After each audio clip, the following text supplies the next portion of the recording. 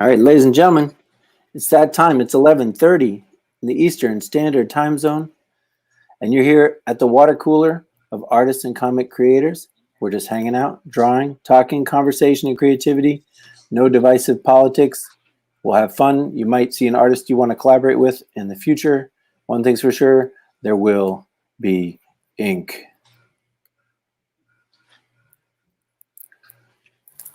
Can you hear that, John? Can't hear that, brother. Oh, you can't hear it? Oh, see, this is why we're a finely tuned broadcast. Let's try that again. I even had my little lead in. It was so good. Looks good. It's a good jam, though. You should hear the music. All right, let's take that again. We'll edit it for the West Coast.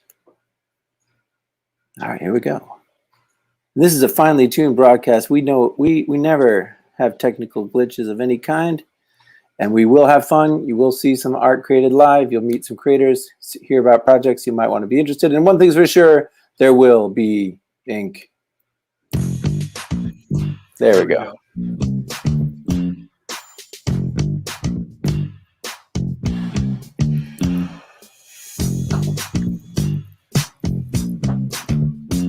So I am the Purple Smurf.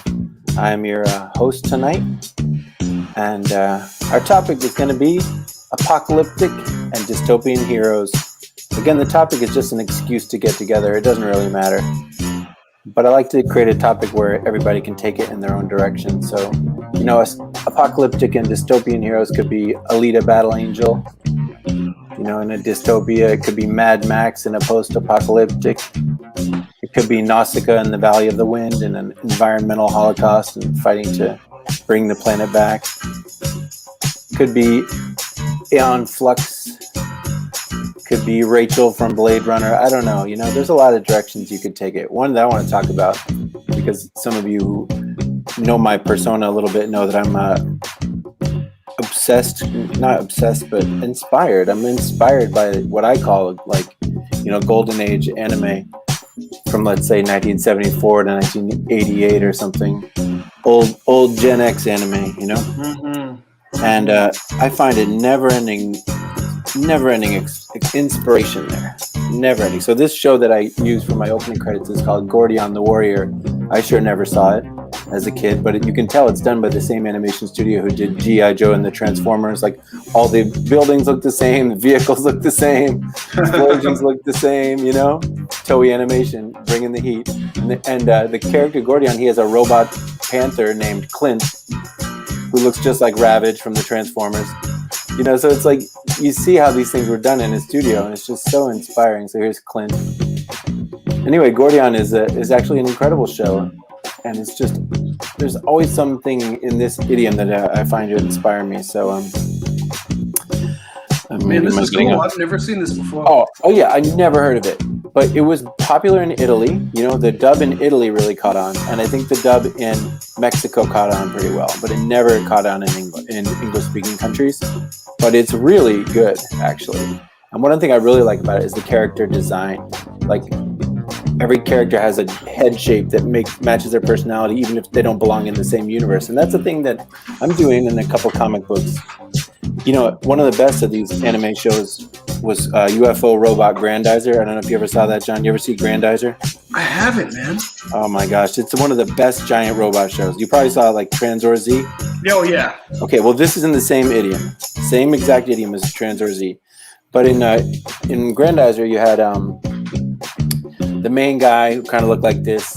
His name was Orion Quest. Then you had the young hotshot kid who was Koji from Mazinger or Transor Z. He was in it. But then there was like an old man who wanted to be a cowboy, and his head was shaped like a square potato. And that's okay. You know, like the head shape, you can have people that look realistic and people that look like cartoons inhabiting the same universe. And I love that. This show really excels at that. You know, the people in Gordion, there's just such a range of realism versus sort of stylized character design. And I just totally love that.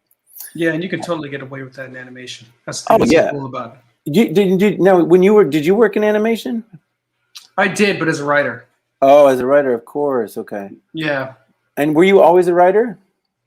Always a writer. I mean, I've always loved, excuse me, you know, I've always loved art, and, you know, I just never honed my skills enough.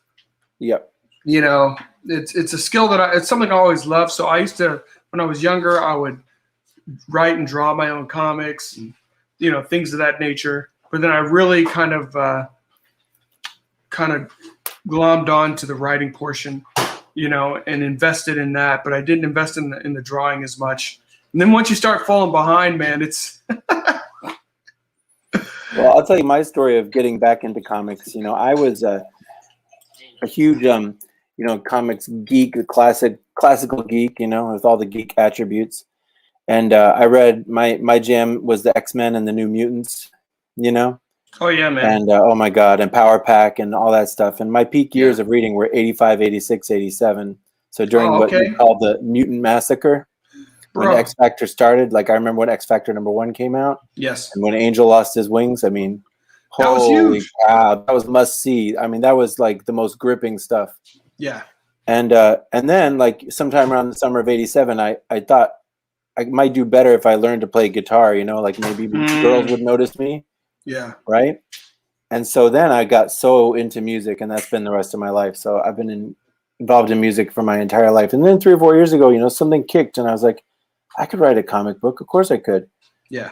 And then I said, I could even draw it. And I sit down and I'm like, well, I still draw like I'm 12, right? I still draw like it's 1987. Like I literally still draw like a 12-year-old. But I'm like, I can improve. I could get better. Yeah. And then I was like, well, there's one impediment to growth. And that is that I would have to learn to draw the human figure in perspective. Damn. And that was like a heavy lesson. You know, I just realized that's every panel. Yeah. Yeah. You know? So that was humbling. I realized, yeah, maybe I should stick to writing. So yeah, so mostly I'm a writer and a colorist, but I always want to improve in my drawing, so I just constantly work on it. That's cool. This July I did like a piece a day. That's a big deal. July, and it was a portrait because the one thing I could never draw was, you know, a realistic human face, realistic human proportion. So I did a portrait series, and man, I got pretty good. And then I hit a wall, and I couldn't get any better. And so I've only started picking up regular drawing, you know, since I started this live stream. So Chris is in the chat. Chris, are you going to be drawing something, but not on the show with us? Because that would be rad, you know. Chris and I are talking about doing a book together. Chris can draw. Oh, nice. And I write scripts, so it's like we can just put these elements together and sort it's of like shake peanut butter and jelly, man. Yeah, it's like shake the can and see if it bubbles, you know, because if your idea and their art style like start to effervesce and get interesting, whoosh, that's so exciting, you know, so exciting. But that's why comics are in my mind, it's the best medium. Mm-hmm. And when you get that right blending of writing and art, man, it's like a symphony. It is. You know, it's like a band. You know, like a great band when it comes together well. Yeah, I think about, you know, the era that I was in. You might call it like sort of the Chris Claremont era, where, you know, he was writing the New Mutants, he's writing the X-Men. I'm reading all that, and you know, he was like an actor, you know. Yeah. And so he was thinking of it like someone is speaking these words. Yeah. You know, like you're an actor. So when you say like, don't leave me, or stop, I won't let you leave. Like those things can sound really corny. Those things can sound like the most corny lines, right? So an actor knows it when it comes out of their mouth, like, oh, that was corny. Then they find a, you know, like stop, another way to say it. And I feel like that's one thing that Chris Claremont had, was like, he could get the right way to make the character sound like they were a real person. Right. And you actually believed that you were hanging out with Kitty Pryde, and you believed you were hanging out with Storm, and you believed you were hanging out with Logan, you know, shooting hoops. And when they all had their own voice. Oh my God, absolutely. And you know, when I reflect on it, some of the episodes that stay with me the hardest are the ones where they were just playing basketball and talking. You know, it's like that's how real it was, that they could have their butts kicked in some, you know, sewer fight, learn a valuable lesson, and then the next episode they're just playing basketball and talking. Yeah. And you couldn't, and that was gripping too, because you can see them as human beings dealing with the trauma they just went through, but dealing with it, you know, just like people do, by joking and laughing it off and stress relieving activities. So yeah, I just love that. I felt like I was really spoiled. But I think about that, Chris Claremont being an actor. Another person, you know, the artist Gil Kane. Oh man. Oh my God. He was amazing. Oh my God. So, oh my God, what can you say about Gil Kane? I have some of those Green Lanterns from 68 and 69. Yeah, man. Oh my God. Some of those double page spreads, they just like it. It's something that you don't see on the stands today. It's something you just don't see on the stands today. But then I read his biography, or like a little biography. I don't know what I thought. I guess because it's a cliche. You think that you're going to read something like Gil Kane was born in the Bronx. He had a scrappy childhood and moved to New York where he met Stan Lee. And then, like you could be another one of these like New Yorkers whose dad owned a fruit stand or something. But he's from Hungary. Didn't know that. What? He's from Hungary. He's an American, but he was like born in Hungary and Hungarian, by culture. Okay. And I think one of the things about him, and I say this with all due respect to every artist because I know I am underqualified, I feel that Gil Kane may have been horrendously overqualified. You know what I mean? Like a skill level. It's like, imagine if you were like so good, and then they're like, all right, write Green Lantern. And you're like, draw Green Lantern. Or like, well, the little stuff you whip off is so much more brilliant than someone else's best outfit, Yeah. That's how I think people like Gil Kane were. And I wonder if that was the trend a lot of the time. But there were some very high quality artists though, man. That's what I mean. They were like really good artists who were doing a comic book. Yeah, exactly. Because that could at least like pay the grocery bill. I mean, I'm trying to remember the name of the artist. I'm ashamed that I blanked on his name, but growing up as a 70s and 80s kid, I had like the Mego toys.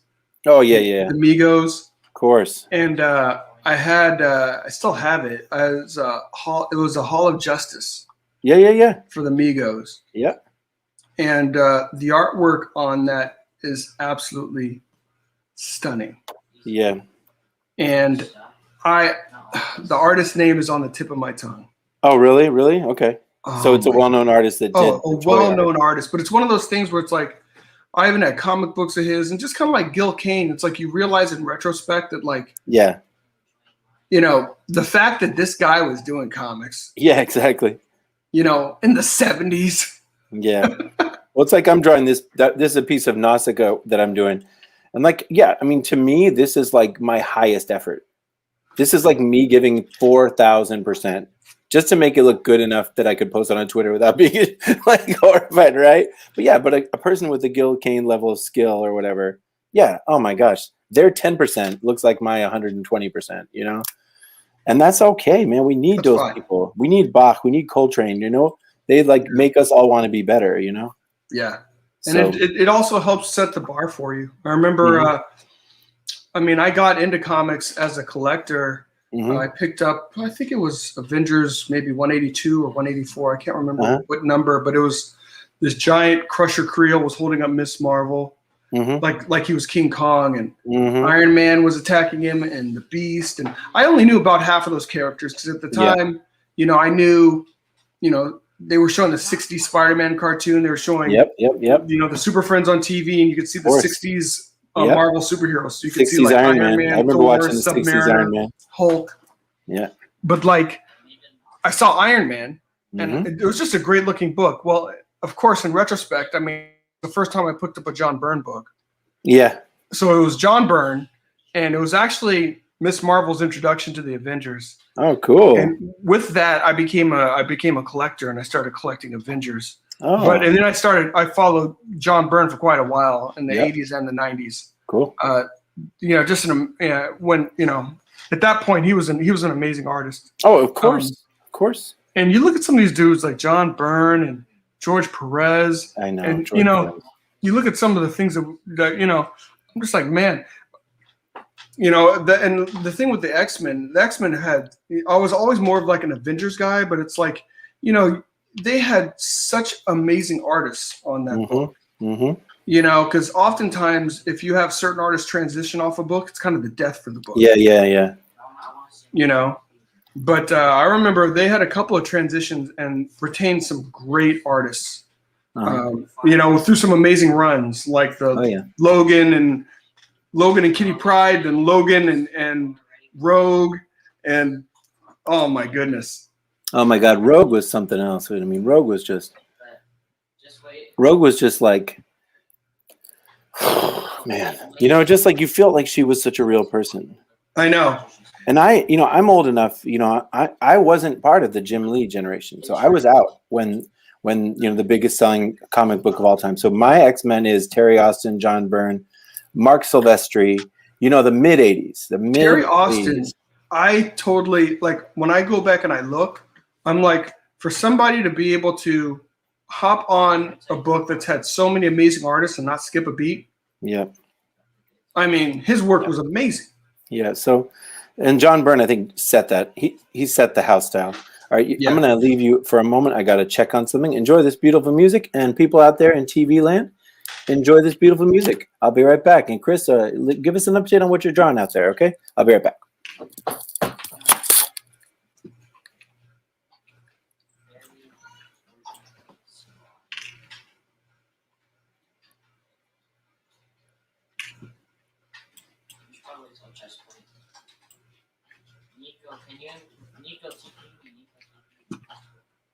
Yeah, if you're there, Chris, let us know what you're up to, man. Yeah, just wait till. What is this?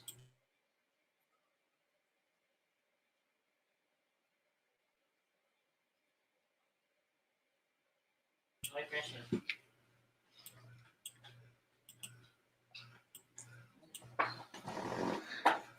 And I'm actually doing some writing, which isn't very stream worthy, but nonetheless, that's more of my talent.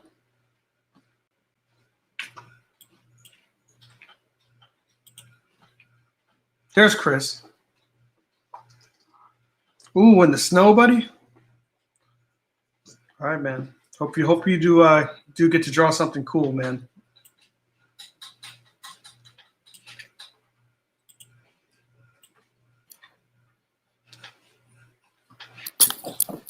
Okay, I'm back for a minute. Nice. I remember on the stream the other day you said you had kids, so you know. Oh man, I got 3. So okay, yeah. I know. Don't worry. Yeah, And Chris has kids too, so we're all dads. We're rocking the dad vibe. Hey, that's all. It's a good thing though. Oh my God, I love my kids. I love my kids. How old are your kids, man? My son is 7 and my daughter's 1. Nice, man. Oh. Yeah. Of course, they're all geniuses. Of course they are. Of course, that's how it is. So, all right, let's talk about your project a little bit, because of course we could wax eloquent, and I'm going to actually disappear again in like 4 minutes, but I'll be back. But let's get started. Well, maybe I should wait till I'm back. I don't want to get you talking and then walk out on you. Okay, preview. After I come back, we're going to talk about your comic, and I'll give you your brain time. I want to know like how Kari, how this ties in with. I remember you mentioned the men of great renown. But it also includes Norse mythology. Yes, sir. I'm very interested in how that all integrates. I think I know the men of great renown. I think I know the reference in the Bible. Is that 2nd Esdras? So there's a few references, and it's also referenced in Genesis as well. Mm-hmm. So it has a few references. The mighty men of old, the men of renown. That's right. The men of renown. Yeah. Yeah, that would be like Nimrod. Yes. Yeah. So you have Nimrod. I know about ancient aliens. Yeah. you have Nimrod, and then you have. They were all UFOs, right? I mean, that's what I always thought. Not kidding, but no, I do know a little bit. Like I like all kinds of world culture, world mythology. I study all of it, and so I love a lot of that stuff. And I know enough to hold discourse.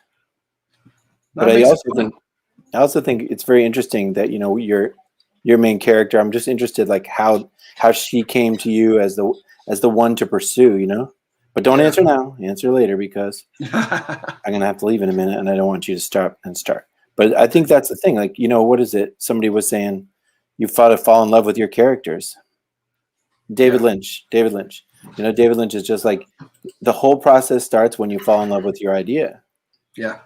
That's when it all begins. And I think for writers, your idea is no better than your characters, right? If you don't have a good character, you don't have an idea.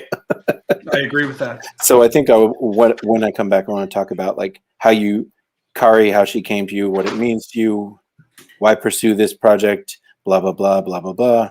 Definitely, man. I'm super curious about that. Maybe we'll watch your trailer. And then for everybody who's just tuning in, Chris is telling us what he's drawing. He's home getting ready to head to work. Oh, that's right. Yeah. Oh, yeah. He's thinking Tank Girl. Very good, Tank Girl. Well, let me show you what I'm doing, and then I'll disappear for a minute. I'm doing Nausicaa. I'm doing Nausicaa in the Valley of the Wind. So I did the pencils. Then I photocopied my pencils, and now I'm using the light board to ink from my own pencils. So that's what I'm doing. Dude, that's nice looking, man. I know you say you're a writer first and then an artist, but your art is looking nice. Well, I feel like I'm a good. My art can go toe to toe with like some of the best 15-year-olds. I got them. You're like, hey. Anybody 15-year-old? Didn't Rob Liefeld start working at 15 professionally? That's true, but honestly, real. But again, it's like you fall in love with your characters. So like drawing helps me visualize, helps me create their world. Yeah. All right, I'll be back in a little bit. All right, sounds good, brother. Yeah, I see you, Wyman. I'm thanks, man. Things are continuing to move along with the project, with the book. So I'm over here on this chill stream, chilling. I can show you my writing, but it's not quite as compelling as seeing art. But I actually have been doing a lot of writing. Hopefully some stuff that I'll be able to reveal soon.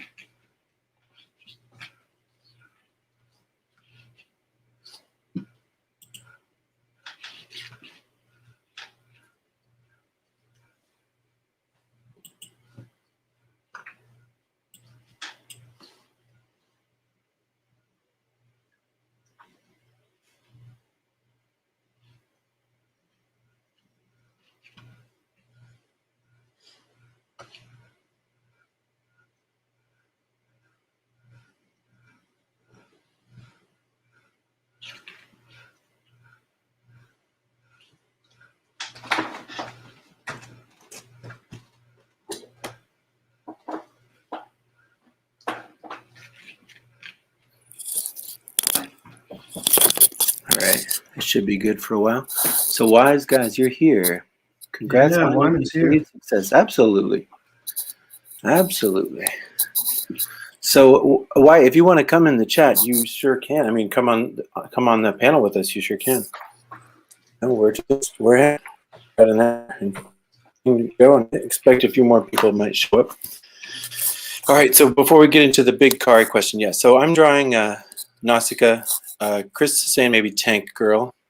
I also had this idea. If I wanted to like just start something fresh, I was gonna think about what about Snake Plissken. Nice. That'd be fun, Snake Plissken. So Nice, I was thinking about doing a value study with Snake Plissken of like not trying to draw it exactly, but just do a grayscale practice where I like use the inks in all the grayscales, Yeah. The one I did last week when Wyatt was on with me, it was like a character wearing a black rubber mask with a black helmet, and it's like doing that in ink.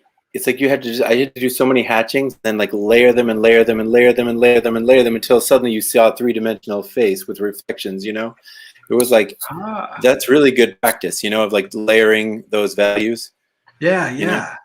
That's what using a light box in general is kind of interesting. I had no idea what a light box is. No idea, right? Then I start to learn a little bit more about how comics are actually made, and I think about it. I go, what is that even for, right? So then I see this Crayola one, at my local thrift store for $6.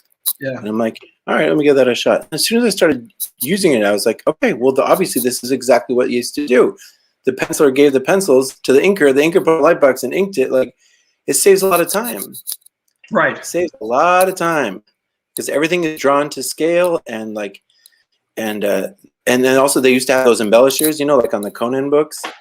Mm-hmm. So Basima would do these pencils, which are beautiful, but then the ink was coming and they would filigree and it just looked so ornate, So it's because of the light box that you can do that, And then the other one is like, I think is this Power Pack issue where like there's a baseball player who's gonna blow up a baseball park full of people, And that's the classic one. Like, how many angles are you going to draw the baseball field from? You know, after a while, you're just going to light box it. You're not going to sit there and hand draw the dang baseball field, right? Yeah, seriously. And there's the G.I. Joe too. I think Michael Golden did the cover, and it's like an F-16 Falcon, and like Flint is jumping out of it, and one of them is exploding. But the one that isn't exploding, you're like, yeah, okay, yeah. you photocopied that from a magazine, dude. Yeah. You know what? It's all good. Who cares? It looks dope. But I guess what I'm really trying to It's say Michael is, Golden, the thing I learned, right? yeah, no, I'm Michael Golden. I have nothing to prove to you. Yeah. Get back in your corner. I'm Michael Golden. But anyway, the thing I was really trying to say with all these changes is that it's like sculpting. Like, when you're looking at the light box, you're seeing kind of a 2D image, and if you just trace, that's all you get, and it looks lame. Yeah. So you actually have to build up layers while you're inking over the light box, or it just looks flat and boring as hell. So yeah, it's not just tracing.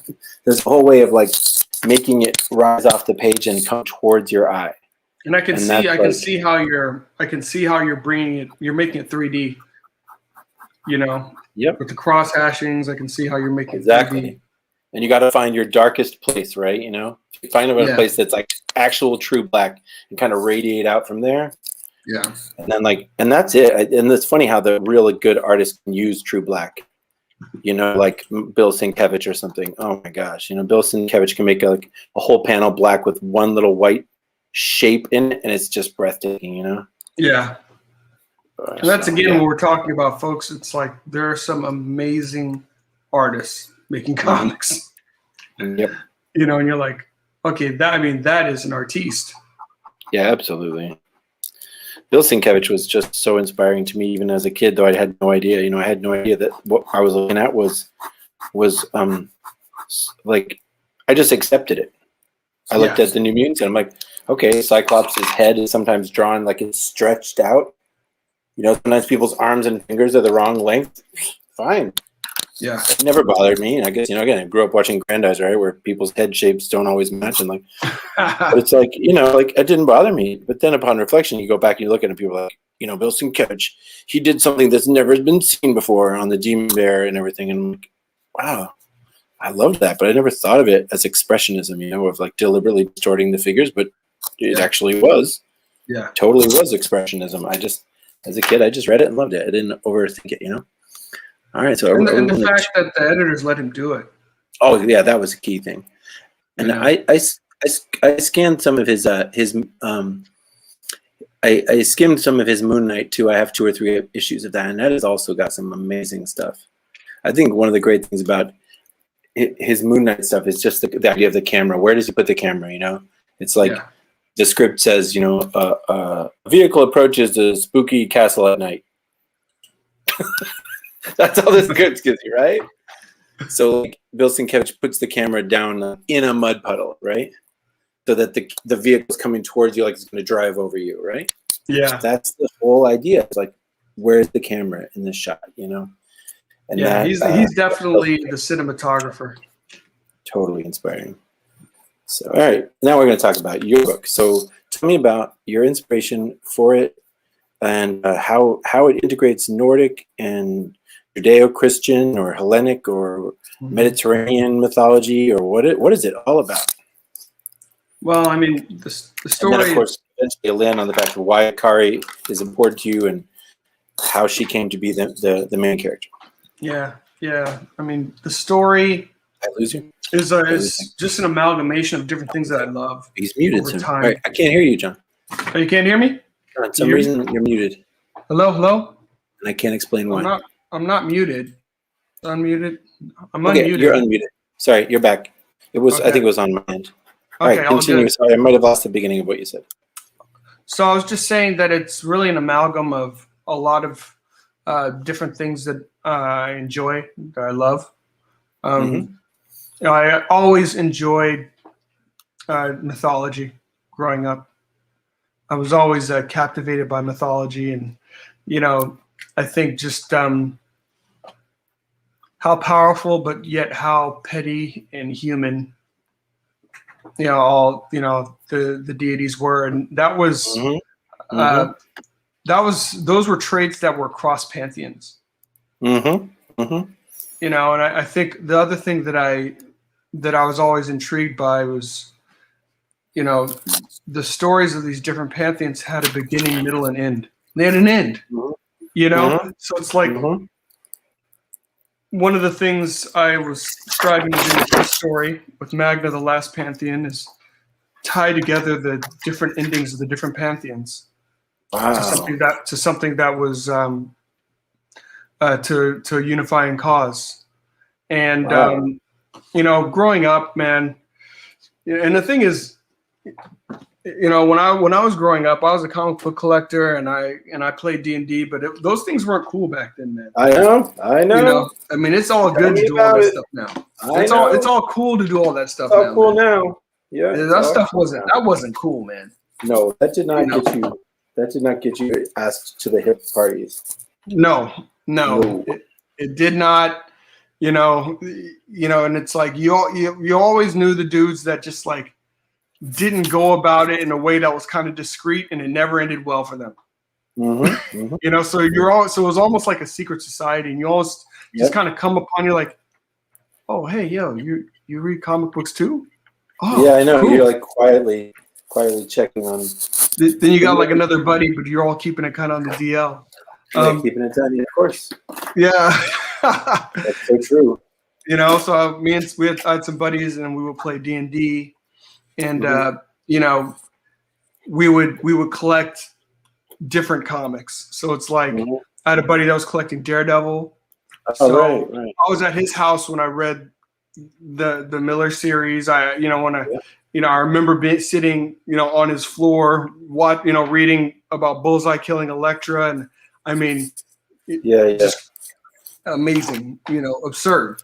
You know, just how good these comics were. You know, another buddy of mine that was collecting Spider-Man, and we would do a lot of role play, and it would really captivate me. So, you know, I would spend time just reading some of the kind of compendiums from D&D and some of the you know, reference books, and then that got me into reading just mythology. You know, period. And you know, I think my love for that. This is slightly a period piece as well, so it takes place in 1942. So I think you know, just as someone who appreciates history, you know, what a amazing and horrific time in history that was. You know, so bringing elements and, you know, kind of the fear and some of the other elements, the propaganda that was at play during that time, and then, you know, I think kind of being able to kind of wrap all this up in one, you know, nice sandwich, you know, using elements from Genesis 7 and some of the like non-canonical books, like the Book of Enoch. Yeah, Book of Enoch. Yep. You know, able to put together a story which I think is really fun, and you know, has a lot of adventure to it. But I think you were asking me why, you know, why Cardi and yeah. Let's get into Cardi. You know, now I'm starting to see because I can relate to everything you're saying. I'm the same generation. When the show Stranger Things came out, I just laughed. I was like, no, I actually was that guy. Like, exactly. This is not fiction. Like, that is actually me. Like, and you know, you know, and even like, you know, E.T. when it came out, like that was actually practically a documentary. That is how people talked. It's how people dressed. You know, like it's funny if you were alive in that period, you remember what it was like. And so I started playing D&D. You know, because I had older brothers, and I had an older brother, and he had friends, and I was a young kid, and they would just like give me the character sheet, and we'd play, and they'd tell me, do something with this, and I'd create my character and listen to them talk. So yeah, I mean, I was doing that stuff, you know, at a very early age, and yeah, it shaped me in a great way.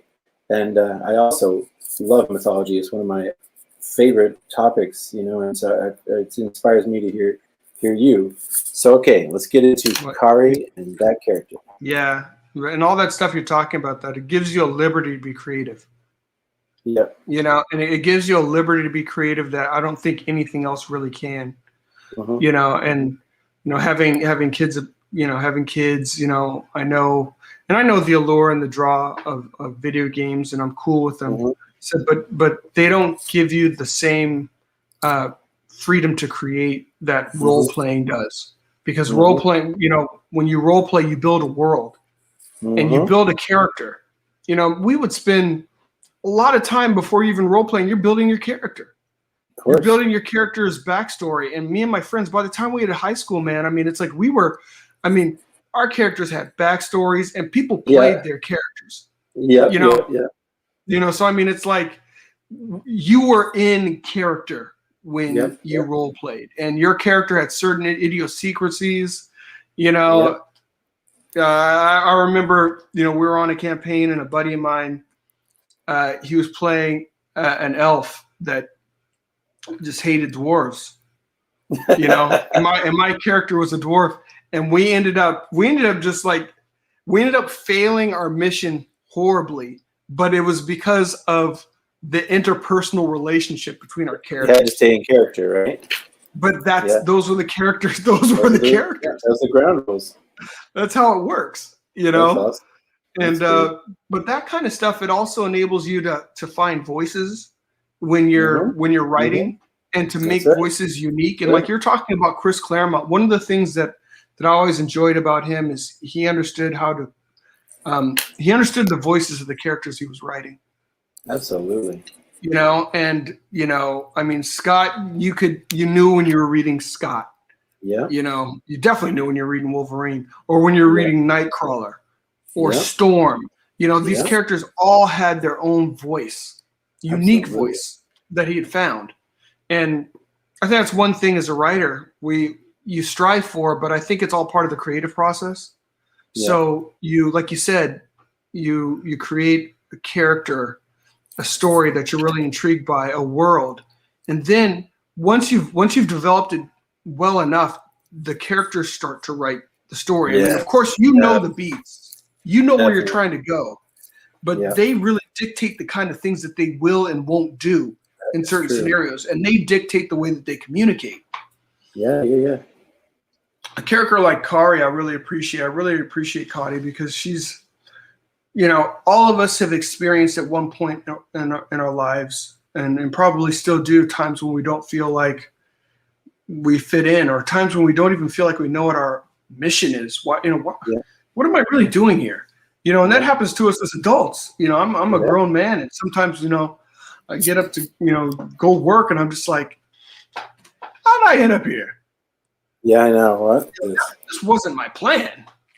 And it's about somebody that really has to come out of her shell and really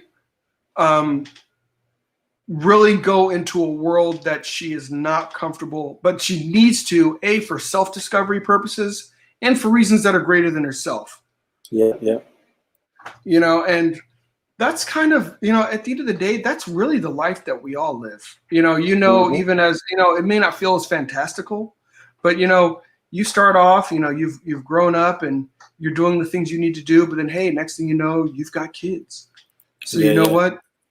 Your level of responsibility changes. And you know what? Maybe you're doing what you need to do to take care of family and keep food on the table. Maybe it's not exactly what you want to do, but it's still heroic. Because you're doing what you need to do. Totally. Sometimes doing the heroic thing just isn't that sexy. I wrote this poem. It's sort of like a children's book, like picture book. How like that picture was like Goodnight Moon, where it's like it's a set length. So when you start it, you kind of know it can't be longer than this. So I wrote one of those, and it was about that kind of like heroicness of just doing normal things. Yeah. Like, 'cause man, life is hard.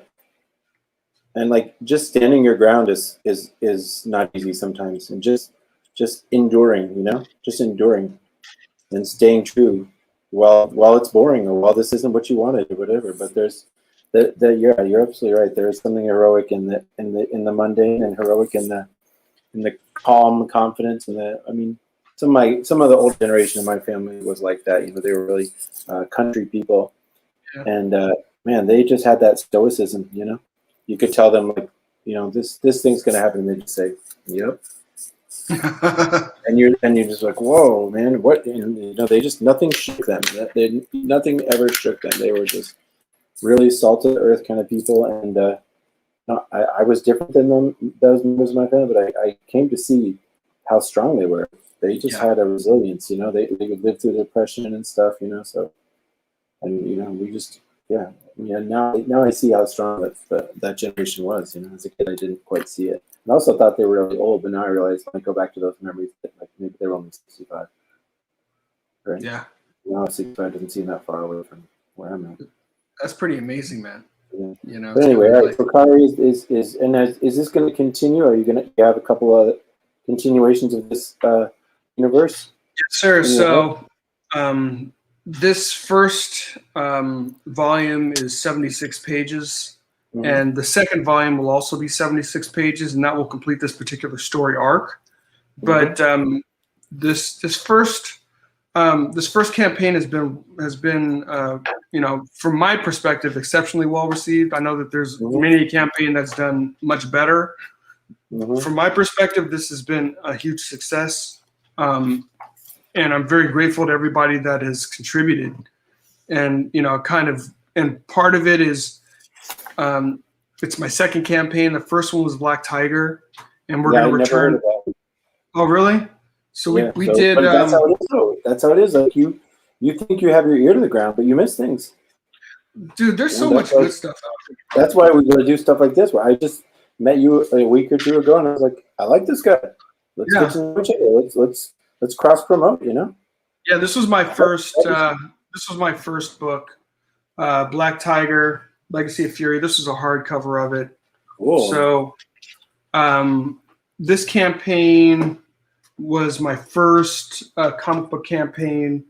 I learned so much as a part of this, and this is really how I became really involved in the CG community. And people have been, man, I love it because I'm in it for the comics, man. And I think the majority of people are. Of course. And it just builds a great community. So there are a good number, you know, this campaign did decently, and I've been fortunate in that the people that back this, they also back Magna. So it's been kind of growing, you know, so, and that's just kind of, you know, as I continue to grow the universe and continue to put out more books, my hope is that the books are such that people want to come back. Yep. You know, and Magna's in the same universe. It's while Black Tiger is a particular series was a contemporary story. Magna, while somewhat of a period piece, is a story that will continue. Well, when you've got elementals and demigods, you know, what is time really? No, exactly. It's just a construct at that point. What is the present, you know? Yeah, it's just a construct at that point. And people have asked me that about time. I'm like, well, part of the reason why the company's called Beyond Time is I'll tell stories all throughout time. Oh, that's cool. And you'll see characters and different folks interact. Where Black Tiger is more of like a mantle that someone has held throughout the millennia. I see. You know, you get more of a feeling like, you know, Magna is much, you know, there's a lot more to that character. So a character you can see in different epochs. Well, nice. You know, so just a little tease of the world building. But man, it's just, you know, like I'm getting to see stuff like the stuff that you're doing, stuff other people. I'm like, man, there's just a rich world of independent comics that I'm glad to be a part of. You know? Me too. I mean, yeah, absolutely. And it's like when you meet the person behind this or whatever, you know, who's the person behind this? Like a person like Julius Freeman, you know? You're like, okay, here's Julius Freeman, the Ghetto Dragon. I wonder what that guy's really like. And then you meet the guy and you're like, this guy's fantastic. Yeah. Like, he's awesome. He's awesome. So, you know, if you could have a little comics building community where you knew like 3 guys as cool as Julius, or you'd be a rich man. You'd have people to bounce ideas off of, people to, you know what I mean? So all of it, it's right in front of us. We have We have that peer network. You know, not everybody has to be everybody's best friend. You know, you're going to connect with the people that you want to connect with, but you don't trash other people. That's the thing, you know. That's the I don't have key, to man. trash anybody, you know. And I certainly don't agree with everybody. Like, we're Don't have adults. to though. We're adults. I cannot believe that we still. Sometimes I say this channel has no drama, and it does. But sometimes I want to like get on a soapbox and talk about the lunchroom. That it's like, so I saw you talk to Johnny, and if you talk to Johnny, and Toby saw you talking to Johnny, then I really think it gets like that sometimes. I'm like, I can talk to someone. You know what? I can even talk to someone I disagree with. You know Exactly. what? I can have a person on my show I disagree with. Like, we're adults. We're Yes. adults. But the way that it's being spun right now is it's like, if I have someone on my show and they once said a bad thing, then I said that bad thing. Yeah, And that's I cannot absurd. understand how that logic came to exist. Like, we can't grow if we're afraid. Yeah. If there are people with problematic views somewhere, we'll talk to them. How are they going to grow if you just say you're garbage? I just don't know. I'm from another era. I'm like free to be you and me. Like, you got to reach across to somebody you disagree with, and you got to just, you know, if you're right, you don't have to punish them for being wrong. You're just Yeah. right. Why are you going to punish them if you're actually right? You're Or right. maybe Yeah. you're just like, you're not so sure you're right, so you're going to bash them or something. So I'm sorry, that was a long soapbox. But I actually once did a little diagram, you know, of like where everyone would sit on the cafeteria. You know, it gets that way sometimes, you know, and I watch it play out, and I'm just, well, that's never going to be for me. But on the other hand, there's some people I've watched through the many years of this indie comics unfolding that we're seeing, which is truly incredible. We've never seen anything like it. The confluence of people being able to do print runs that are small at a reasonable price, people being able to find their audience through social media. We're just seeing an unprecedented era in this thing. And there's lessons to be learned, you know, both the positive and the negative. You can learn, oh, I'm going to do it just like Bill, or I'm never going to do it like Bill, you know? Right. What adults are, man. We watch other adults and we do it our way when it's our turn. And that's how I think there's going to be a lot of other not learnings, and I think there's also, this is going to continue to morph.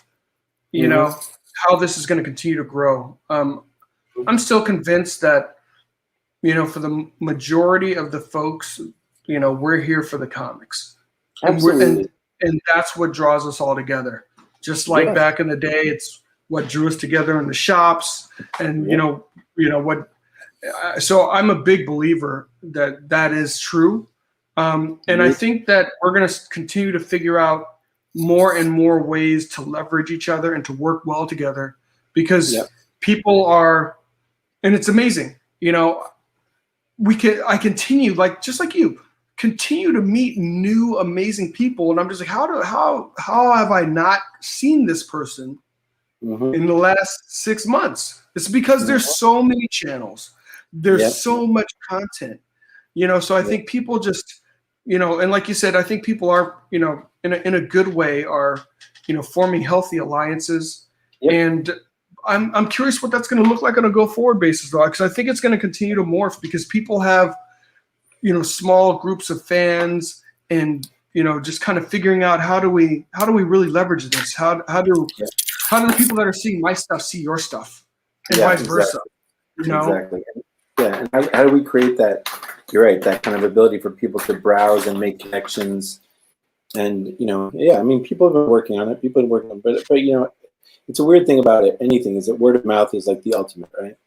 Yeah, it is. And word of mouth is the thing that can't be faked. So there's your paradox, you know. If somebody tells you, "Oh my God, you got it back tails of zero," no, dude, it's like amazing. You really need to see it. You might do it, you know, because that person told you that.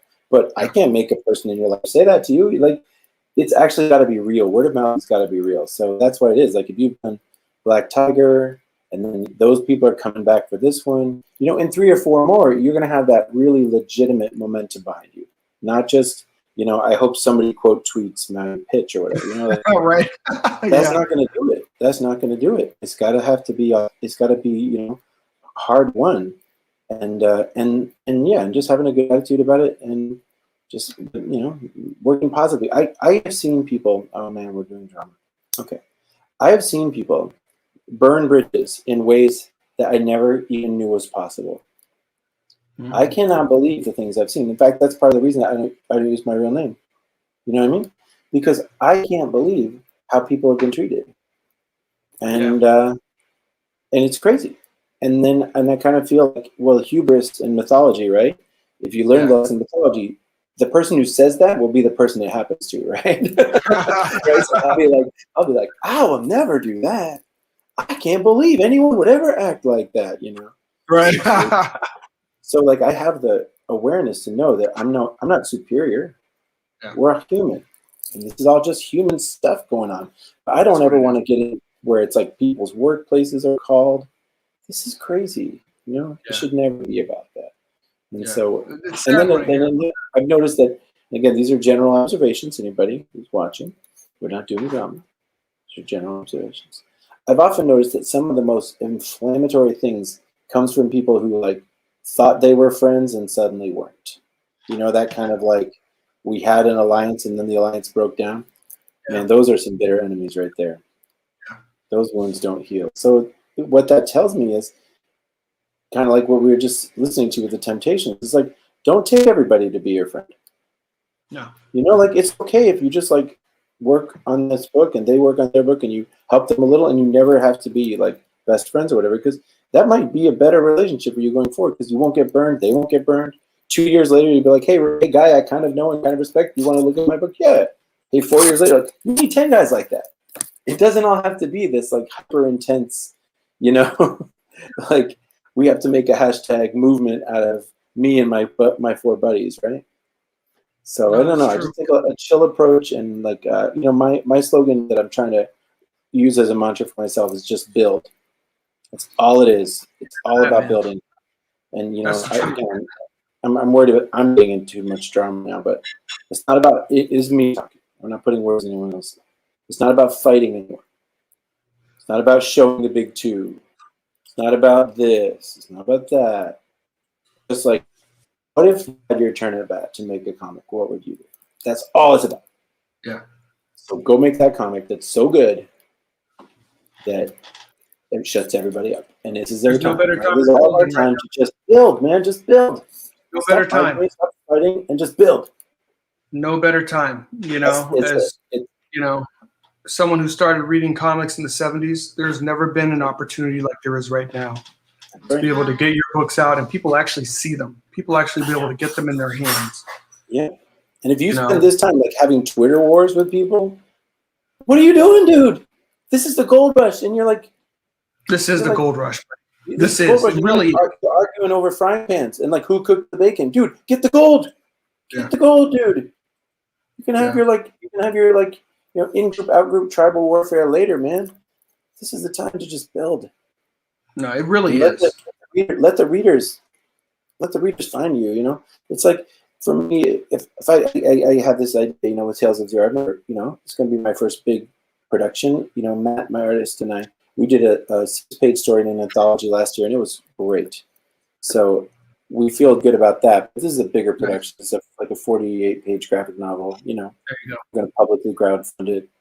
And so all the slings and arrows that come with that. You know, it's like what I noticed in the drama-verse is that the drama really comes when you start to get noticed and be successful, right? So if you're not that big, nobody's going to really bother you. Yeah. But if you start to get noticed, that's when certain people will start to like come at you a little bit, right? And that's true in any field. That's true. But that's just that's life, man. You know, it's like, you know, that's why haters show up if you're actually doing something. That's right. So take it in stride if you even reach that point, right? If you even reach the point that you realize that you don't need to respond to stuff. Don't need to respond. That's right. You know, you don't have to respond. Mm-hmm. You know, and that's really been my approach. I'm not big by any stretch of the imagination. Yeah. You know, but it's interesting. You know, yeah. I've had somebody in particular that just kind of, it's weird. It's always kind of picking at me. Mm-hmm. You know, but you know, I'm not really fazed by it. Yeah. You know, it's like you should probably do your own thing. You know, you just have to be kind of grown about it and just say like, you know what, is it, are you just trying to be everybody's friend? Mm-hmm. You know, are you trying to get everybody's approval? Mm-hmm. You know, he has his right to his opinion. Of course. And everybody has the right to their opinion. Yep. And I'm not trying to change anybody's opinion. And if, you know, personally, I think it's a bad look. You know, it's a bad on people when, you know, they really try to, you know, I think in a, you know, be really kind of critical of folks, Mm-hmm. you know, in a funky way. And it's like, it's one thing if you're doing something, but if not, if that's all you do, that's all you're doing is being critical. And you know, and I'll be the first one to say, you know, I'm still growing in this. Yeah. You know, you know, even with as much as I love Black Tiger and as much as I love any of the projects that I work on, you know, would I do some things differently now? Of course. Mm-hmm. If I wouldn't, then I'm not growing. Yeah. You know, I'm not growing. I used to watch some of the drama. Every now and then I'd even throw a sandal in the ring and just try to like stand up for basic human decency, what I thought. But also stand up for false monster making. Like, on one hand, we want to be kind to each other. On the other hand, sometimes people get accused of being a monster when they really didn't do anything. And that's another form of like reverse crazy town, you know, where like everyone decides that this person is now the problem. And I mean, that's, again, it takes me back to like middle school or something. Like, we all hate Johnny now. Oh, really? Sorry. I thought last week we all liked Johnny, you know, just, I can't do that. But every now and then I would throw a sandal in the ring, and I would usually be the guy going, maybe that's just Johnny. Maybe you don't have to tear him apart. Yeah. Maybe you don't like him. That's cool. But is there anything more to say? You don't like Johnny. Okay. That's it. Like, stop with the endless, you know what I mean? It's like, golly, man. But again, we're talking about drama. It's terrible. Yeah. I'm just saying, make comics and read comics. Make comics and read comics. That's it. Build it. Enjoy comics. Enjoy comics, yeah. That's it. So in the movie The Thing, when they do the test, they test that one of them is the Thing, so they all put their blood in the Thing. And they put the electricity in the blood. I think I'm going to do that at the beginning of my show. Have the McCready test. The J. McCready test. And it's like everyone has to pledge an oath. They're going to be like, have you ever, at any time in your life, been inspired by a Comicsgate creator? Careful. This could end your career if you answer wrong. And then do the other one. To say to the guest, have you ever been inspired? No. I think Comicsgate's stupid. Okay, you know what? You can still be on my show. Yeah. That's the point. It's like, you don't have to, like, the McCready test is like a mockery of this. I'm making a mockery of it. The idea that you have to test someone. And then if you find they're contaminated by a hashtag, how old are we? How old are we? So like I say with my book, I would like Ethan Van Sciver's fans to buy my book, and I would like Gail Simone's fans to buy my book. Hello? Exactly. You know? Because, you know, Gail Simone is funny. Gail Simone is inappropriate a lot. You know, and she goes at people, she hits back, but so does EVS, right? So if you're gonna love one and hate the other, maybe you just better realize that, like, you can pick, but you don't have to make an enemy, right? Maybe you like this and you don't like that, but you don't have to spend your life.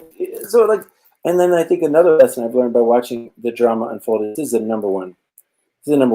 When you insult a creator, you're also insulting their fans. And you want their fans to buy your book, don't you? Yeah. So this is the most foolish one I've seen, is when people go off on a creator and then, like, they're actually basically insulting customers at that point, you know? Yeah. So I would never want to do a thing like that, because, man, I want every person who might like the book to give it a chance. I don't care. You know, you can believe whatever you want to believe. You can have any politics you want. That's not what we're here for. Well, at the end of the day, McCready test. Comics. I got to do the McCready test on you. Make sure your politics are right. Yeah, majority of these comics are escapism anyway. They're classical fantasy storytelling, ideals, mythology, catharsis, these are just ancient ideas. They're not about today's newspapers, you know? Well, it's funny because I remember, you know, you have this idealized view of what the comic book industry must be like, especially as a kid. You're like, man, this must be the most fun place to work. Yeah. Because all you're doing is making, you know, you're making heroes. And I remember because John Byrne, by hands down, my favorite artist. Yeah, yeah. And then I remember somebody, you know, telling me, oh man, you know, he did X, Y, and Z, and just Oh yeah, he's a bad man. not the nicest guy, blah blah blah. You know, my feelings were hurt for about 5 minutes, and I was like, okay, well, I'm gonna go buy a John Byrne book. Exactly. Because at the end of the day, that's not why I'm buying the book. Right. I'm buying the book because he's an amazing artist, and I want his book. I'm not going to punish myself. Of course not. And not enjoy, if you get to a place where I don't want the book, that's a whole different story. Then I'll vote with my dollars. But I'm not going to deprive myself of something that I'm going to enjoy because, hey, did you hear this about that person? Yeah, so much of that is fake. It's like really fake because people don't ask where your sneakers come from. People don't ask where your Gap clothes are made. I mean, it's like you want to enjoy this product, but you want to say, I can't enjoy this product. Well, you know, again, talk to me about where your sneakers are made. Talk to me about where your Gap raincoat is made, you know? Yeah. Exactly. Exactly. It's like there are actual people suffering and you're mad about a comic book. Yeah. Right? There are actual people suffering to make your lifestyle possible. And you're mad about it, like a guy who said a mean thing. It's like, it's the internet, man. The internet has been full of people saying mean things. Like, you don't have to let it get to you. Yeah, at the end of the day, the beauty is, you know, people vote with their dollars. If you like something, back it. If you don't like it, don't. Yeah. And just leave it there. Real simple. It's the same. It's the same process. Let's see what you got, dude. Right, pretty good, huh? Nicely. As I'm looking at it, what's missing is I need a darker line around the figure to make her stand out from the background. You see? Yeah. Yeah. Her line weight is less than the ship behind her. Exactly. But again, that's frightening, right? Because with ink, if I make one mess up on the figure, I'm going to be like, oh. So that's why I kind of saved it for last, you know? That's sort of like the last thing I want to do.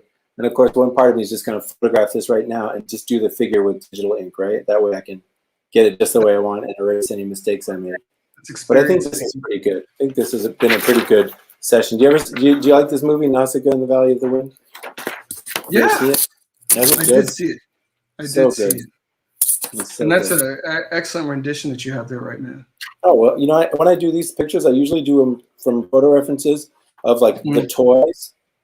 Yeah. Right. So I photograph the toy. I work from a photograph of the toy because you can get a lot of the detail of the machinery, you know. And then like so I photo referenced her from a model of the girl riding the glider, and then I referenced the ship from a still from the movie, and then I made the composition. The fun thing is the composition, you know. Like I knew in my head I wanted the two sets of wings to be at opposite angles. Yeah. So she's banking this way and the big plane is banking this way. And this is another one of camera placement things. Just imagine in this film, where's the camera right now? Right? The camera's about to get smashed by a plane. So it's exactly like putting the camera in the path of danger, it makes it a really great composition, I think. Yeah, and then I agree with that. Planes in the background just to make it look chaotic. So yeah, I think it came out pretty good. Dude, well done. Thanks. You know, maybe I'll work on my Snake Plissken for last half hour. Maybe I'll talk about Tales of Zero. Yeah, let me tell you about Tales of Zero a little bit. Since you, let's hear it, man. Let's hear it. There's at the campfire just talking about stories. So, yeah. So Tales of Zero is, we see it as kind of like each one is an hour. You know, back in the day, like remember like when TV shows were an hour and when they were a half hour, that was really different. Yeah. Right? So like Alf was a half hour. You know, Perfect Strangers was a half hour. Yeah. But a show that was an hour like Magnum PI, right? Right. So those were really two different beasts. And the hour-long show usually had subplots, usually had betrayal, an obligatory fight scene, or car chase, right? Mm-hmm. Where like the half-hour shows were just like a setup, a prank, a misunderstanding, a joke, a resolution. Right. You know, given this is how TV was in the 80s, kids. And so I I feel like that, when you're doing a 48-page graphic novel, it's like an hour. It's like an hour-long show. And I feel like with the universe we're building, we can do 6 more. We can do 6 more of these. Okay. And like your characters being, elementals or demigods or men of great renown or gods of different pantheons, Zero has this quality too, where he's a little bit Forrest Gump and a little bit of a con man. So, That's a nice combination. He can say he was at this place when this thing happened, and he can tell you the story. That's why it's called Tales of Zero. So everyone will begin with him saying, "Hey, you know what? This thing. Let me tell you." And then he tells you the story, and he's like, "And I was there." And the story is great, but at the end, he's like, "And see, that's how it went down." And then you put down the comic, and you're like, "Wait a minute." Yes. Wait, did it really go down like that? Come you on. enjoy the story as he's telling it to you, but you also can reflect on it and say, "Wait a minute." And then as we do 6 of these, it's like you really see who he is and like how he takes a narrative and nudges it so that he looks favorable, but also leaves breadcrumb trails of how he was actually the jerk. Like he was actually kind of a jerk during the situation, and as the reader, you're like, "Hey, you said that in this panel." 20 pages later, and then at the end, he's like, "I didn't do anything wrong." That's fun. That's fun storytelling. That reminds me of a Thor comic that I got back in the day, and it was basically Hercules is telling what he thinks is a fan of his a story about how he whooped Thor, and he doesn't figure it out until the end. But the kid is actually a Thor. So he's basically telling a story how he's just whooping Thor's butt. Yeah. And just humiliating him. And then at the end, he's just like, then he tells like how kind of like Thor punches him off the planet, at the end. But it's one of those funny things because like he's almost like a bard, Yeah. He's just telling tales and people love to hear his tales, and you're like, there's some truth in there, but Yes. So and also, Zero is derived from, like I said, from a character that was created by Clark Ashton Smith, and Clark Ashton Smith had this character in 2 different stories, and then probably would have done more of them if it caught on or if it's quit. I think Clark Ashton Smith almost wrote all of his great work within a decade, and then stopped. So he could have done so much more if he wanted to. But also think the Weird Tales market crashed. There was a market for weird tales in the 30s. Not everybody had a radio, and like you could get involved in these amazing sci-fi universes. And then by World War II in the 40s, it was like already moving towards TV. I mean, Weird Tales wasn't what it was in the 20s and 30s. Right. But anyway, so it's fun to take that character that no one's really done anything with. He was only in 2 stories, and he's in the public domain. And, like, we're going to make him a space construction worker. That's not what he was in the first one. In the first one, he's sort of a thief, and he's in Zothique, which is Clark Ashton Smith has all these different like realms.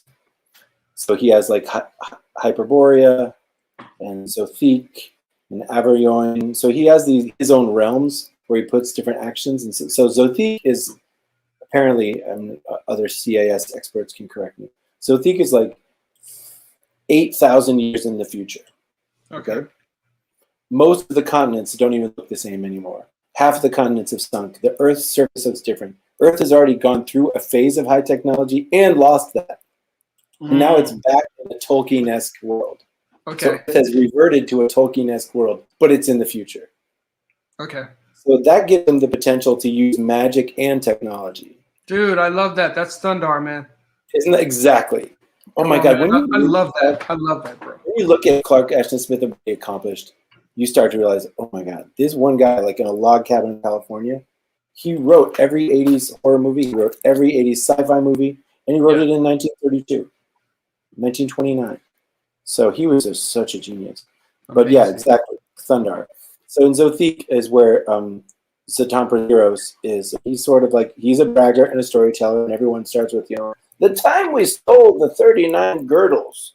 So it's like, I think, the famous Conan story, The Tower of the Elephant. Mm. That's, I think, one of the most famous Conan the Barbarian stories, and it was done in the movie basically, where there's a tower and he and the girl have to climb to the tower to steal the thing. You know, it's a very famous Conan story, and it was so iconic that they did riff on it in the Schwarzenegger film. Yeah. But anyway, so Clark Ashton Smith, you know, his Zero is that guy. He's the thief. Okay. And so our Zero is like the con man. And so in the first episode, which, you know, the first issue, it is about stealing an item, you know. He's got to steal this ancient artifact from the temple, you know, in the alien forest so they can get the money because they're addicted to this stimulant, you know. And that's another sort of plot device that I think is going to have legs, is that he and his like right-hand man, Osillo, they're addicted to this stuff called the juice. And it was this stimulant that was given to them when they were construction workers on the mining colony, because it allowed them to work really long hours, take unnecessary risks, and the company saved money. So by giving the workers this stimulant, the company could get more work out of them. Then when the job is over, the company's like, thanks, everybody. But they're, you know, all the workers are addicted to it. Yeah, now they're fiends. So. And now they're fiends. And then it also produces a kind of a temporary rejuvenation. So if a person who's addicted to it gets a really good hit from a bottle of it or whatever, they look and function like they're 10 to 15 years younger. Oh, wow. So that gives us a lot of play too with Zero, where he's like, how old is he really? And how old is he in any of the stories he's telling? Because you don't know how the juice affects his apparent age. So that's going to be a lot of fun to kind of. I also like the loose artwork. The first book, right? I like the loose artwork. Oh, thanks. Yeah, it's for your book. I personally would read it. Feel. I personally would read it exactly as it is. Yeah, I don't like the feel of it. I don't think most people could. And Matt's inks are so insanely good that I think people don't even realize what it's going to look like. You know, his inks are, I don't know, they're on another level. Like, you know, you think like, you know, we're growing up and we think, oh, I'll never get to do these things I want to do. I can tell you, I never thought I would work with an artist who can do ink like Matt. Like on a level that I can't even believe, and I can't believe that we're going to do this story, because I don't know if you follow him on Twitter or anything, but okay, let's watch one of his videos. Matt, I'll give you a shout out right now. This is going to be a video of him drawing the Predator. Okay. With one brush and a tub of ink. Let's check this out. It's going to be a second. I have to call it up from the depths. Okay, no problem. No, it looks good, man. I signed up on the for the mailing list. Thanks. Yeah, I would read it the way it looks like there. I love it. I love seeing the like it looks like it's done with chalk and the lines go over. Oh, I love that. To me, that's awesome. You know how many Marvel books actually look like that? Like the movie adaptation of Return of the Jedi looks like that. You know, Marvel went through a phase of doing those where they would like do it like a painterly style. Yeah. And so I kind of like all those. All right, hold on. It's a nice touch. But I understand that we're not going to do that. No. I'm just looking at your mailing list page. When are you planning on launching this campaign? Oh, we're launching the day after Valentine's Day. Okay. And cool.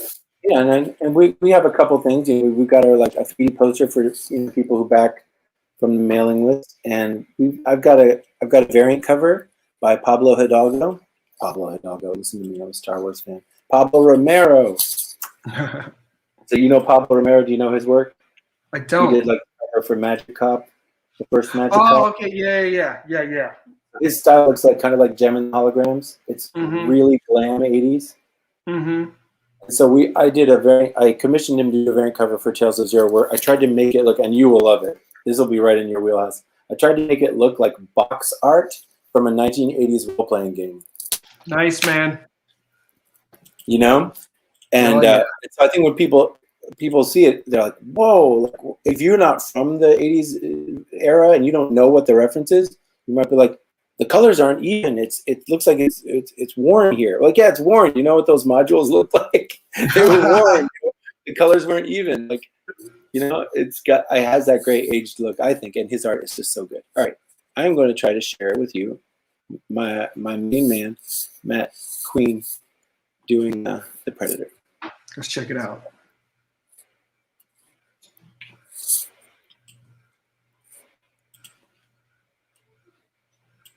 All right, you ready? Yes, sir. Let's do this. Can you see it? All right. Watch Yeah. this. Oh, nice, bro. When I see Matt's work, I think of Bernie Wrightson. You know, and that's like, you know, the top in the ink, the world of like horror inks. You know, there's nothing like Bernie Wrightson. But let's just watch this. It says one brush, right? Yeah. Oh, wow, the music stopped. It's so dramatic. But this is a little bit like when in the light box. Insane. What you're doing is you're sculpting it in 3 dimensions. You're not drawing it, right? Yeah. Because you're using the values to create the dimension. So again, that's crazy. That is like 19 levels beyond me. You know, dude, that is ninja. Just watch it though. It's like it keeps going. See, now I think he's using gray tones, right? Mix some water in. See that? And I think here he's got some white paint to do some dots on it. That's absurd. Now look at it up close. Wow. That's what I'm talking about. That's what I'm talking about. That's the texture. So Tales of Zero is going to have that texture. So I don't think people are even understanding what it's going to really look like with my colors and his stuff. Because my colors have texture, right? I don't do. You know, the funniest thing, the ironies of the world is that people call the one style flat colors, and it isn't flat.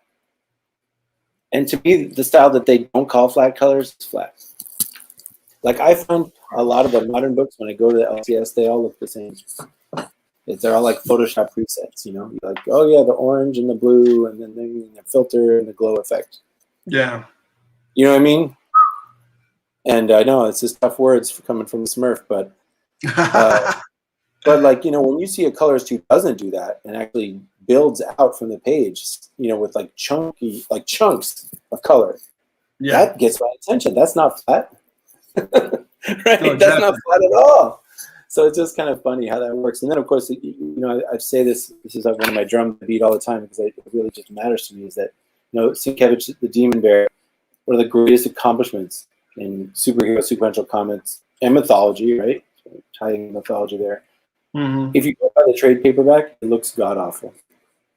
It looks god-awful. Really? And that is a crime. They need to print that sucker on newsprint. They need to let the dyes soak into the paper. Soak into that, yeah, exactly. Each stamp where the black doesn't line up exactly. It's like the black didn't line up, and you saw a little orange poking out. Yeah. And that was how it was. Yeah. And it was so beautiful. And you look at the trade paperback, and it looks like a refrigerator magnet. It's just a blue square, a red triangle. Yeah. And then, like, you know, Cannonball skin tone. It's like Crayola peach. There's no variation. There's no anything. It's as flat as it could be. When you look at that same panel in the newsprint, the dye is soaked in at different levels, at different places, and you feel there's texture there. Yeah, exactly. All the skin tones were so good in the newsprint, and then in the trades, it looks like, you know, you went with your mouse to the paint bucket, and you were like, "What color is this?" Click, green. Click. Yeah. It's bad. It's bad. I know I say, you know, we're not going to trash on this, but I can trash on this because the work of art that Sienkiewicz did is so masterful.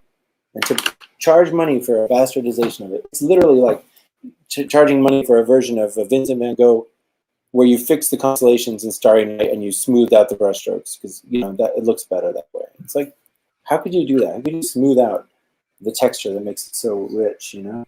Yeah, yeah. So anyway, but you're right. Yeah. Those books were so rich. Oh my God! But I can sit here and complain about it, or I could make a book that has that texture. Yeah, exactly. Make your book and have them react and be like, "Oh my God, what did you do, dude? You colored outside the lines." Well, that's the I think rule. that's it. That's what we're all doing at the end of the day. You know, we all have a love for the comics, so we're all making the comics that we want to see. That's right. And that's why I'm excited. Yeah. You know, if there's something that you don't see that you want to see, it's your opportunity now to make it. Yeah. Here, let me give you a sneak peek at an upcoming project I'm going to do after Tales of Zero. All right, This is an cool. exclusive for all 7 people who are watching.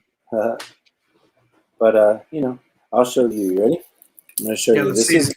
is going to be my next release, and I'm working with an artist named Carlos Rodriguez, and he's in Mexico, and he is the bomb. He is so Let's good. see it. And I'm going to show you some pages.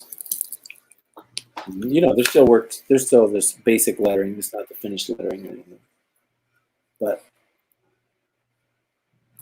getting a notification. I'll just check my email on my TV. That's fine. What could go wrong?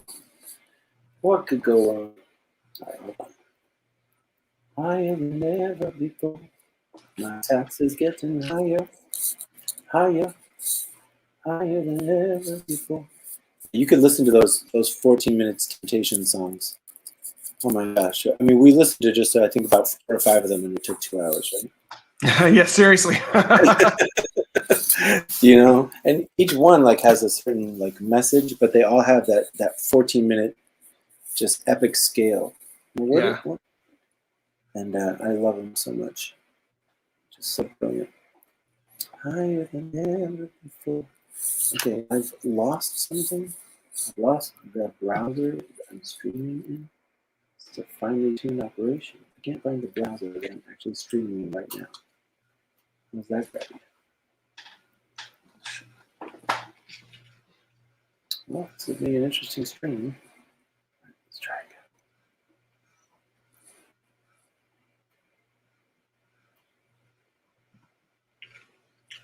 again. Higher than ever before. You know, it's an incredibly wicked song is The Inner City Blues by Marvin Gaye. The last song on What's Going On. That song is unbelievable. The lyrics are so on point. I always think of that song in connection with the song Zoom by the Temptations because they both parallel the amount of money the government was spending on the space program while the inner cities were getting nothing. Yeah. They both make that direct comparison, which for in 1972, when What's Going On came out, and then 73 for Zoom, it's like, yeah, these were current events, you know? The last Apollo mission, 72. You had the Detroit riots in 70, so it's like, those were just brilliant. Brilliant. Oh, yeah. Okay, why am I not finding the browser that I am supposed to be streaming from? Obviously, I'm still doing it because we're still talking. This has been fun, John. Thank you for taking this time to be on my show. Hey, man. You know, I enjoy it too. My pleasure. Let me see if I can show the trailer. Oh, yeah. Go right ahead. I don't even have control of it right now. Apparently, I've lost the browser. So, yeah, I hope you can. I have to, you know what I can do? I wonder if I can go into another guest in my own show. Let me see.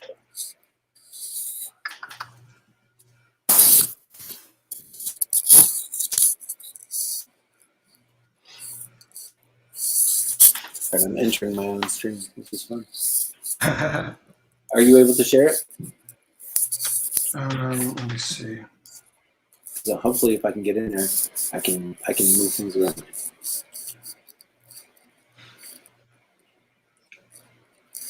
Oh, Ray Thulu. Hey, where you been, Ray Thulu? Good to see you. Thanks so much for being here. Ray Thulu is on the Drawn Quartered show. Oh, very cool. Got an echo.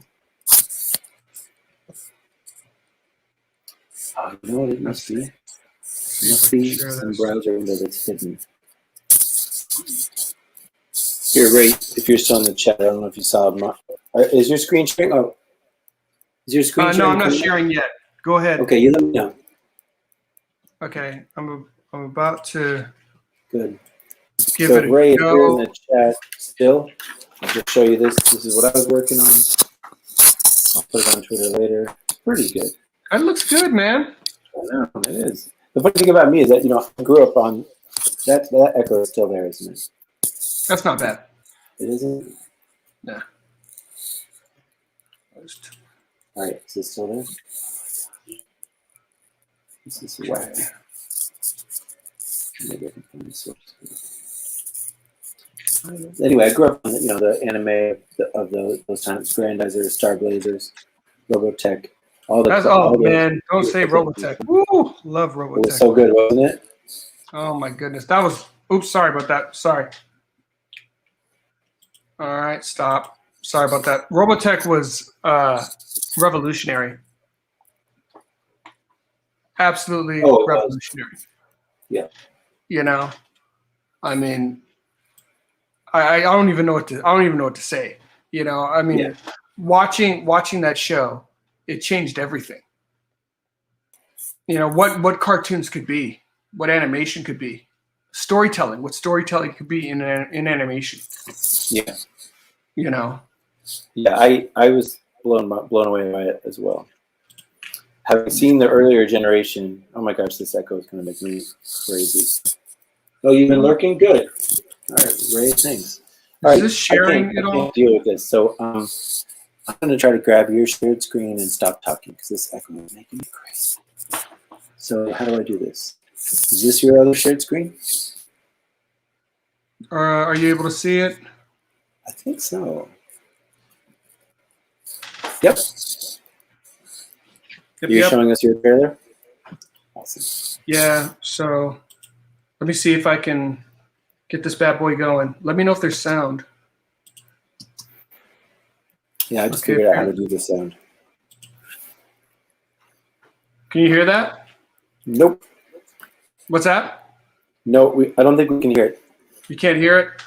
Yeah, but I think I can solve this. You ready? When you're doing the share, you have to share the tab. You can't just share the window. Okay. And then when you share the tab, the little button in the bottom left says share audio. But it won't give you that unless you share the tab. Okay. I'm like an infinite. Oh, Peter Smetty showed me this yesterday. So I'm no wizard. And listen to me, I've got an echo on my share screen. Find my browser. So instead of going to share screen, find the one that says share tab. I think it's all the way to the right. Okay.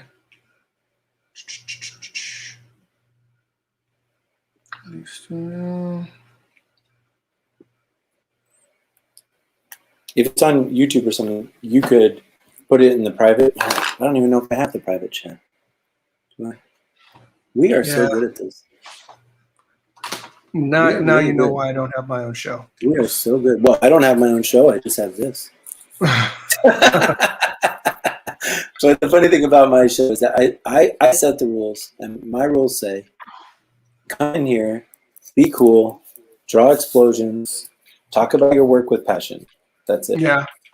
So nobody has to be CG, and nobody has to be anti-CG. Just have a good time. In fact, that's it. Antis are not helpful.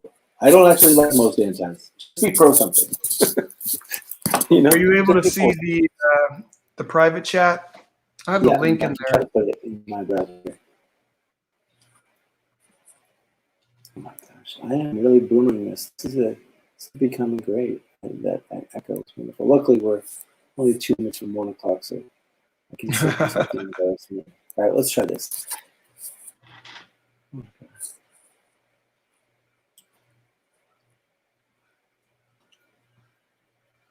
Yeah, the trailer was awesome. That's the value of doing your own stream. A lot stream. of information, good art.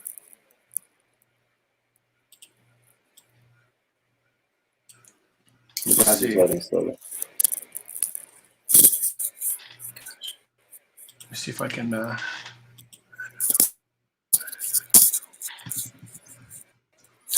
Next week my guest is going to be Luke Stone.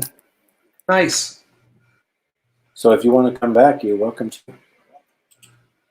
Oh man, it's always fun to get creators just plugged in and talking. Yeah, and just talking. He's a good dude. Oh yeah, I think his heart is in it. Okay, now I'm going to try to show you this trailer. Oh my gosh, if I lost the other browser, I'm going to cry. I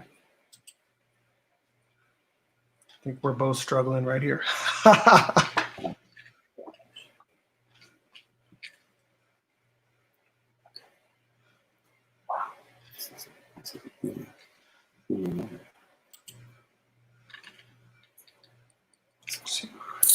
think I may be causing my computer to have a small crisis here.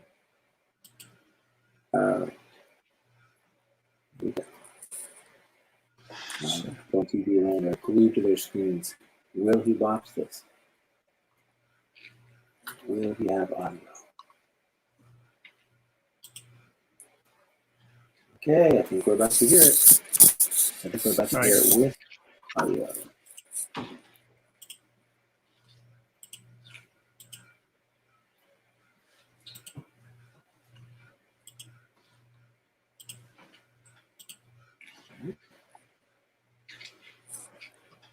Wow.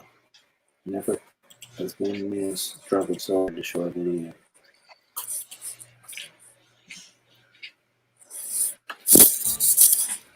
Welcome to Tree City. Oh, you did it. 1942. Spring is in the air, but times are tense as the world finds itself at war. While high school senior Kari Skogsholm finds her provincial life unfulfilling, her parents are eager to keep their lives and, most importantly, their extraordinary daughter under the radar as long as they can. But time is not on their side. They prepare to flee to protect Kari, but something within her compels her to stay and take a stand. Time to learn truths that have been kept from her, be it out of love or fear or something else. It's time to answer the calling upon her life, whatever that may be. So her journey begins, and things will never be the same. Kari's story finds its roots millennia prior. The men of renown, known as the sons of God, and the daughters of Ben in the first and second heavens, joined with raised arms one last time, combining all the power that they had to command. In the heavens, above the world, the last stand of these mighty men was also the last chance of the agents of destruction until their reemergence in 1942. Kari must learn the truth about herself, determine the end game of these supernatural agents of destruction, and how to stop them before all is lost.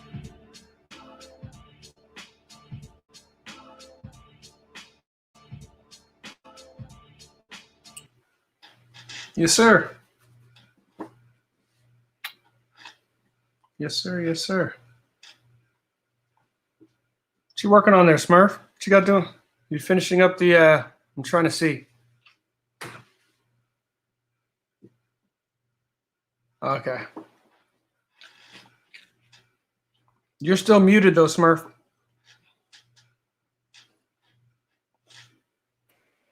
Sorry, how about now? There we go. Wait, the echo's gone too? Yeah. I don't know how that works, but it seemed to work. I know. Oh, no, it's back. All right, we're going to close it up. So, all you thousands of viewers out in TV land, definitely back. Get on the in demand for Magna. Get on the mailing list for Tales of Zero. We're going to be having 2 shows coming up.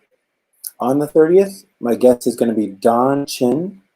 Nice. And the topic is going to be draw the hamsters in another situation. So draw the hamsters if they were mech. Draw the hamsters if they were the soldiers in the movie Predator. Draw the hamsters if they were Star Wars. Just whatever. Just take the characters and mess with them. Then next Tuesday, Luke Stone Studios. So yeah, this has been fun, and we're going to keep building this little tiny platform, the tiny part of the comics world, where we're about the creativity, conversation, no divisive politics. Just take the reader for a ride and leave them wanting more and build your dream. That's right. So thanks so much, John. It's been great having you as my guest. Thank you, and Smurf. I better close this up before the echo drives me crazy. So good night, everybody out there in TV land. Support your local artists, support indie comics, and we'll see you next week with Luke Stone, and then before that, on the 30th with Don Chin. Nice. Okay, take care, John. Have a great night. All right, good night, everybody.